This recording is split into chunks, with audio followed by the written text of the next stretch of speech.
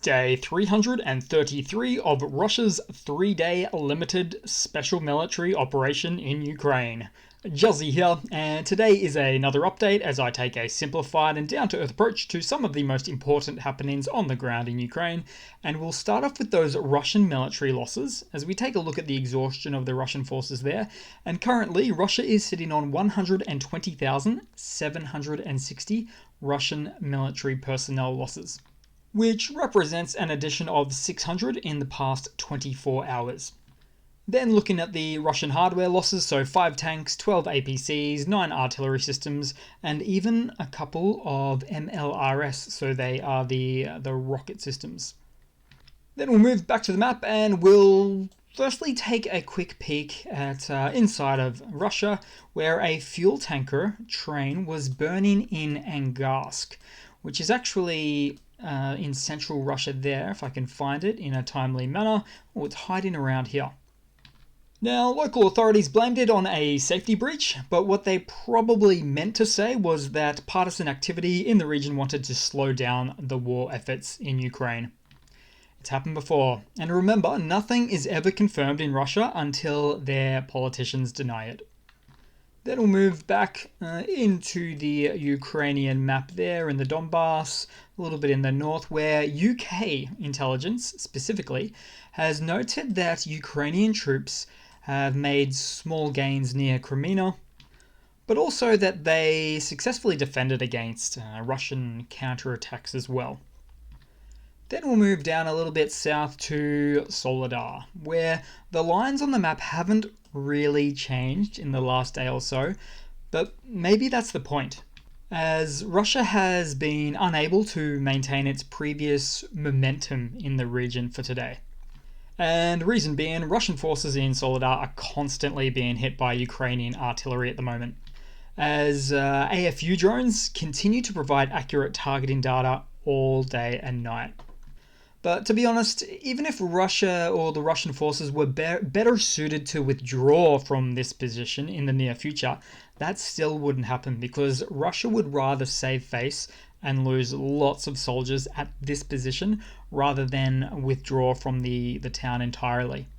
Also known as sunk cost fallacy. So in other words, because they've invested so heavily in this area with cannon fodder over what feels like countless months now, it's more of a do or die situation for them now.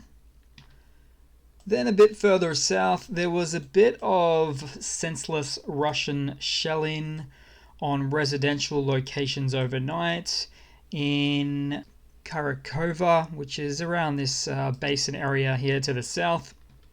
There it is. Then to the Zaporizhia front line, just adjacent, where this is really where the activity has been in the last day. So over 25 settlements came under artillery fire from the Russian forces during those past 24 hours, as Russian forces have been attempting to assault in several directions on the front line here to capture the grey zones. And the attacks have been described or considered as weak, as in many locations here, it appears Russian forces are probing in small groups around the front line instead. That's right, so Russian forces a lot of the time probe with infantry as opposed to an actual digital intelligence network integrated with drones, satellites, and all of the rest.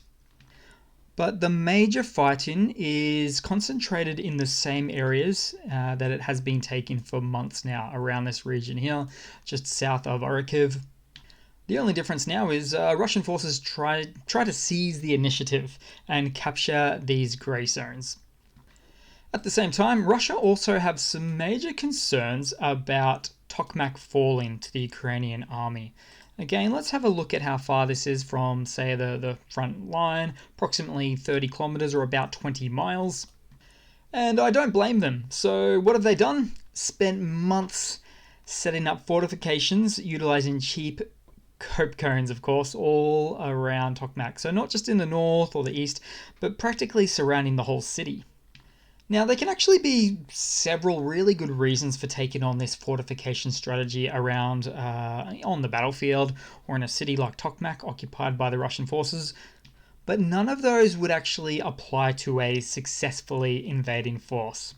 unless they had severely stalled momentum on the battlefield.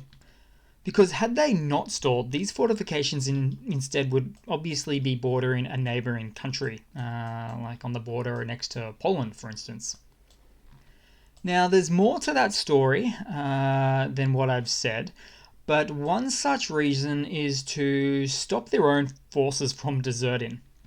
That's right, so Russian forces sometimes have multiple lines of defense. And it's not to have some amazing offensive strategy, but instead to stop their own Russian cannon fodder from the very front lines from withdrawing or pulling back. Because the second lines of defense are ordered to shoot the deserters or withdrawers, and the third line is ordered to do the same thing with the second.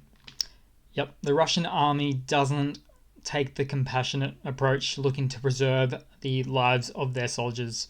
So quite the opposite or different approach to say, any real NATO army.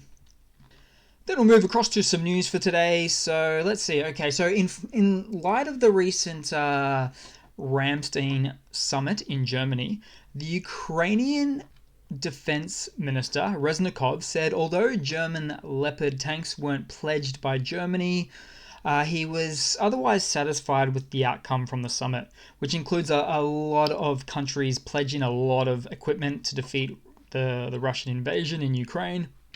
Oh, and he also mentioned that not all help was announced publicly, referring to military hardware of some description.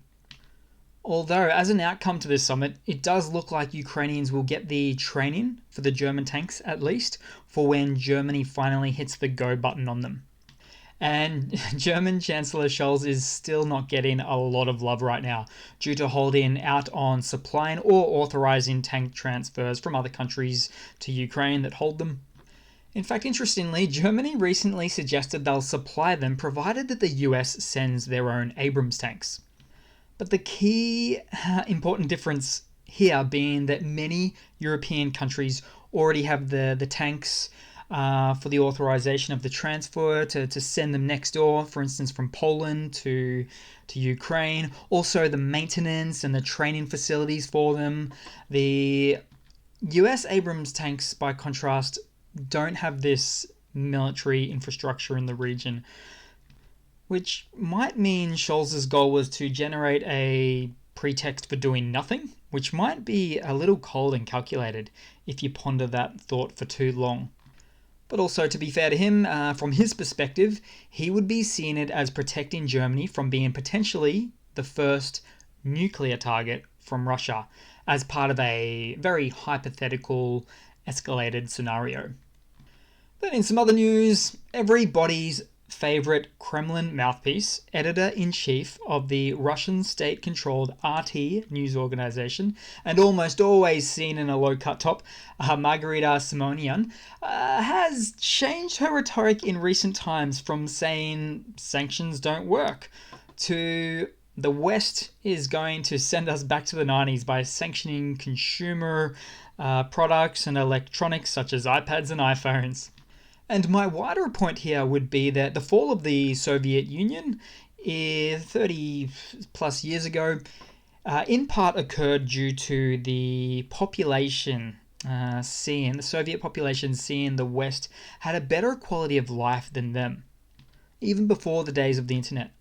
So this is an example of where change can come from the inside. It's literally happened before to this post-Soviet nation, so it could happen again.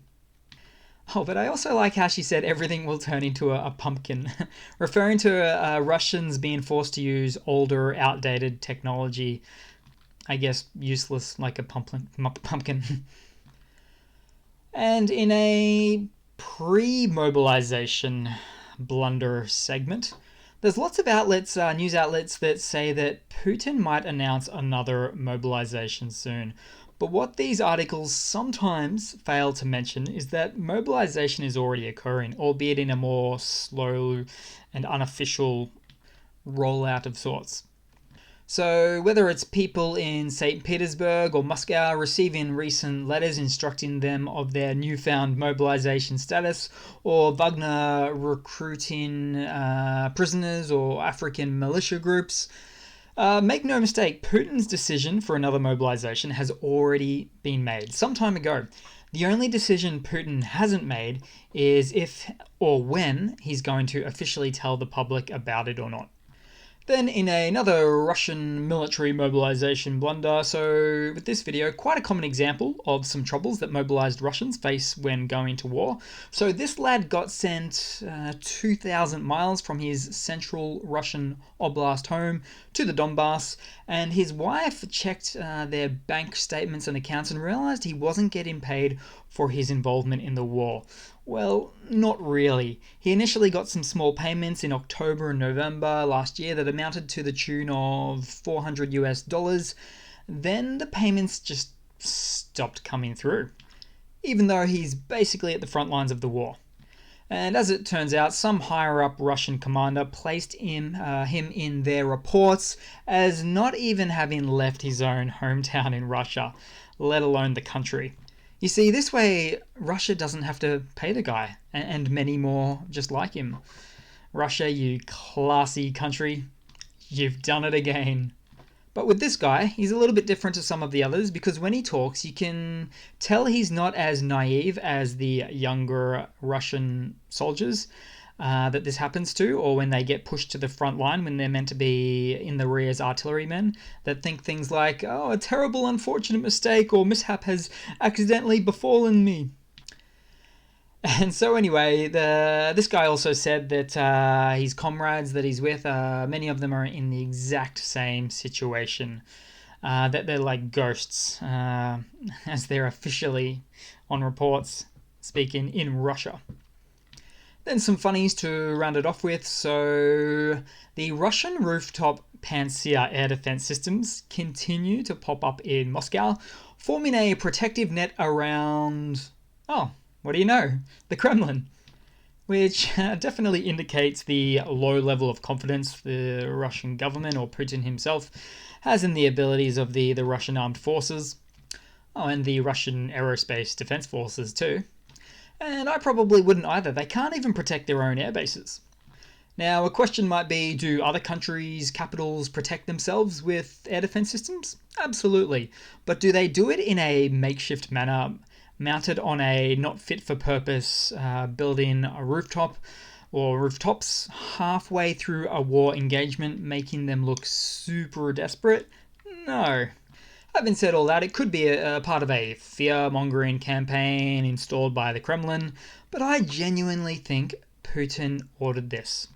And there was no pushback, so the army just complied without hesitation or consultation. I think they're quite wasted though. They'd be better in the Donbass somewhere along the front lines. And in a funny, or maybe a lighter funny for the day, just to round it all off with, so somewhere in Ukraine, the sinking of the Russian Moskva warship from April last year has been incorporated into daily life in the country as a push-button exhibit. I like it. Okay guys, I've got a lot more funnies, but unfortunately I have to leave it there for another day. So thanks for watching. Please leave a comment, subscribe if you haven't already. And yeah, thanks for the support, and I do hope to see all of you guys there in the next one. Cheers.